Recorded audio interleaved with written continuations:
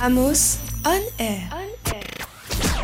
Donc bonsoir Monsieur le Président, nous sommes ravis de vous recevoir dans ce merveilleux petit palais des sports. À ce que je vois, vous êtes même mis aux couleurs du TMB ce soir pour ce premier match de la saison. Tout à fait. Ce qui fait plaisir, je pense, au club. Alors nous avons quelques questions à votre sujet. Nous demandions quelles étaient les motivations afin de devenir président d'un club de basket professionnel, mais aussi pour pousser jusqu'au féminin qui est très peu développé en France. Qu'est-ce que vous êtes allé faire dans cette galère? En gros, c'est ça qui pose comme question, hein. C'est ça, Théo? Non, je n'oserais pas dire ça quand même. Tout à fait. Alors moi, pour parler très rapidement en ce qui me concerne, moi j'ai fait 14 ans chez IBM et puis 3 ans chez Capgemini, où chez Capgemini on s'occupait pas mal de rugby et de divers clubs, et aussi du bateau d'Olivier de Kersauzon qui était le Géronimo. Qu'est-ce que je suis venu faire dans la galère féminine? Moi je suis à mon compte depuis 15 ans, et il y a 5 ans on m'a dit voilà, le sport féminin à Toulouse va s'écrouler parce que le club était très mal. Et moi aujourd'hui je vous pose une première question: est-ce qu'il y a autant d'hommes que de femmes sur Terre? Et est-ce qu'aujourd'hui le sport féminin, ça vous dit quelque chose? Parce qu'on en parle beaucoup depuis la Coupe du Monde de rugby, mais je crois qu'on devrait quand même tous être conscients du fait que les femmes, c'est pas l'équivalent des hommes dans le sport. Il est vrai que et ça donc c'est pour ça que je suis dans cette galère. On aura Théo, excuse-moi de te couper, on aura justement ce débat sur le sport féminin, mais tout le monde pourra y participer. Ne grignotons pas tout de suite sur ce débat-là. Et on va vraiment se focus sur le président, même si je sais qu'il est humble. Voilà, et on va vraiment parler de lui et de son métier au quotidien. Donc, comme vous l'avez précisé, vous avez une vie chez IBM par exemple. Oui. Est-ce que vous pouvez nous donner des points de comparaison entre ces deux métiers, d'être président mais aussi de travailler dans une grande entreprise? Alors déjà, le TMB c'est effectivement une grosse PME-PMI, puisque c'est 15 salariés et ça tourne un budget d'1 million d'euros, donc c'est quelque chose de relativement important. Et il n'y avait pas de quoi me rémunérer pour être président et gérer un petit peu toute la solution. Donc j'ai décidé de venir et d'être bénévole, parce qu'effectivement à côté de ça j'ai une activité de gestion patrimoniale et ça me permet de passer du temps libre sur le TMB. Le TMB c'est avant tout un centre de formation qui existe au CREPS. Donc vous voyez, quand on est ado, on peut faire de la culture avec le conservatoire de musique pour la culture. Mais quand on est sportif et quand on est femme, il n'y a rien. Il n'y a rien de haut niveau, et je pense que le TMB a commencé à investir là-dessus. On a 20 joueuses au CREPS, que vous verrez ce soir, qui vont venir. Et donc ils font du haut niveau, c'est-à-dire elles font le bac aménagé avec des études de sport de haut niveau, à part les fédérations. Il n'y a aucun club équivalent sur le territoire qui fait cette formation. Donc je dirais que ça démarre par la formation, ça tombe bien, je suis heureux de rencontrer des étudiants comme vous, parce que tout démarre à la formation. Moi j'ai passé mes plus belles années, je suis diplômé en intelligence artificielle à Paul Sabatier, et j'ai passé mes premières années, mes plus belles années en étant étudiant. Donc profitez de ces moments-là, et vous verrez qu'après ça structure pour arriver à la tête d'un club. Pas de souci. Maintenant, votre collectif, vous le connaissez bien. À votre avis, quelle joueuse deviendra MVP cette année? Alors, d'abord, on a un recrutement particulier, c'est-à-dire que depuis que ma fille est partie faire une université aux États-Unis, elle a compris que le basket c'était indispensable. S'il y en a certains d'entre vous qui veulent aller faire des études aux États-Unis, je vous conseille fortement de faire quelques paniers de basket, parce qu'universitaire aux États-Unis, c'est ça. Et depuis 3 ans, on essaie de recruter une américaine, puisque chaque fois l'américaine elle vient que pour 1 an parce qu'elle fait des études et elle doit repartir à faire ses études. Et comme on n'est qu'en Ligue 2, on recrute une américaine. Donc l'américaine est très structurante. Mais cette année, je pense que la MVP sera la nouvelle meneuse. Donc pour ceux qui s'intéressent au basket, c'est l'équivalent de Tony Parker chez les garçons.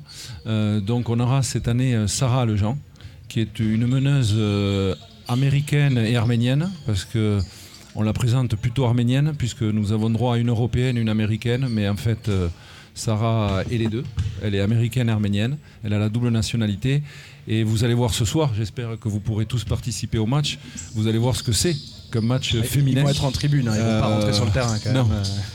Non, j'aurais bien aimé qu'ils viennent pousser parce que ce soir on est tendu.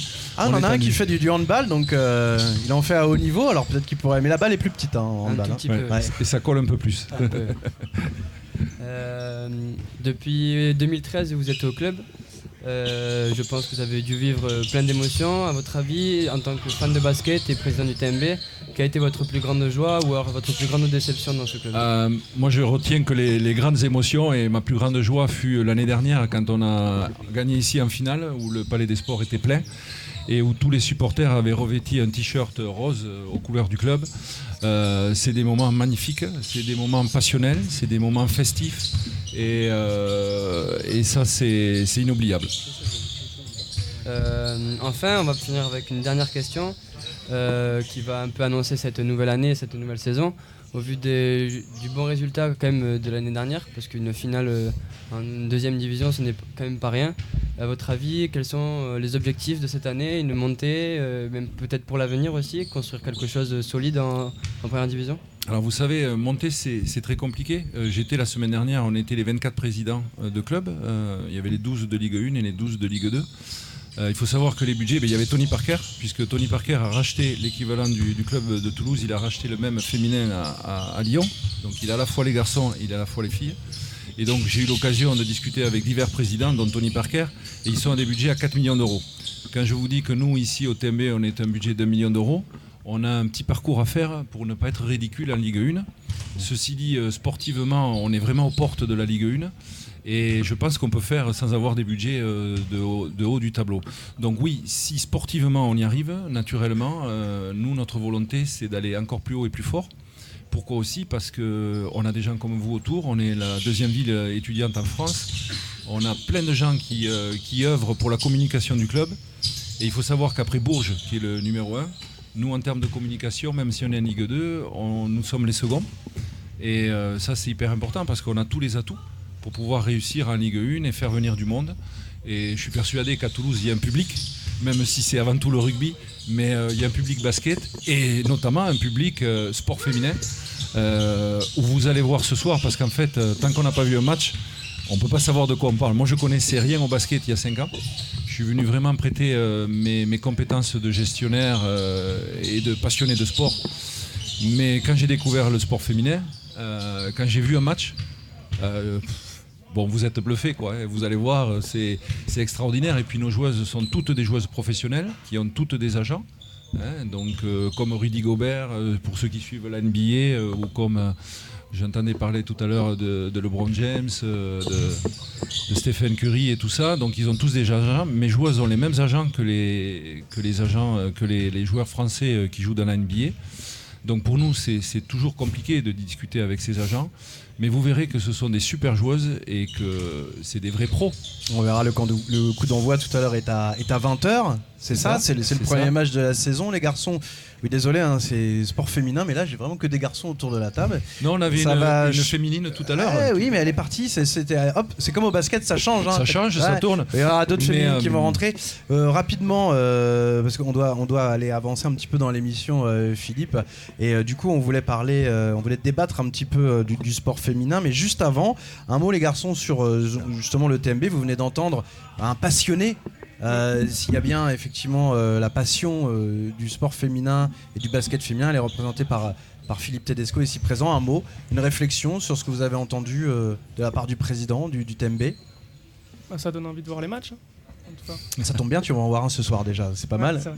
Revenir peut-être plus tard. Est-ce que le TMB pourrait de temps en temps ouvrir comme ça quelques étudiants de Amos? On verra ça après, évidemment. Ça sera la petite cerise sur le gâteau, mais je n'en doute pas. Lucas, peut-être aussi une réflexion de ton côté? Non, mais c'est sûr que quand on est président et qu'en plus on a la passion pour ce sport, ça donne envie d'avancer et de suivre l'exemple. Après oui, moi je viendrai voir des matchs, ça c'est sûr. Est-ce qu'on a plus grand plaisir que est-ce qu'on a pu aussi voir la différence? On a eu Laura tout à l'heure à la communication, Arnaud qui est commercial, et là on a le président. Est-ce que vous avez senti que le discours est forcément du coup différent, peut-être moins terre à terre mais plus passionné, plus philosophique? Dites-moi un petit peu ce que vous en pensez. Oui, je suis d'accord. Tant on sent qu'il parle avec le cœur, qu'il parle avec l'envie de développer ce sport et l'équipe aussi, donc ça donne envie de venir et de voir le match. Il faut probablement donc du coup pour en terminer là-dessus un bon capitaine pour un bon club. Moi, ce que je peux vous dire, c'est que je n'y arriverai pas tout seul. Donc on y arrive en équipe. Donc vous avez vu effectivement Laura, Arnaud, il y a plein d'autres personnes qui travaillent dans le club, Thomas et d'autres. Et on n'y arrive jamais seul.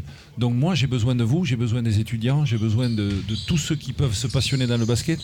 On a une équipe de plus de 30 bénévoles, on a plein de jeunes qui travaillent. On était au Tubecon, le club est invité au Tubecon. On a emmagasiné 2 ans de communication, donc on a plein de choses dans les cartons. On travaille beaucoup avec la Vox, parce que Julien fait des choses passionnées aussi.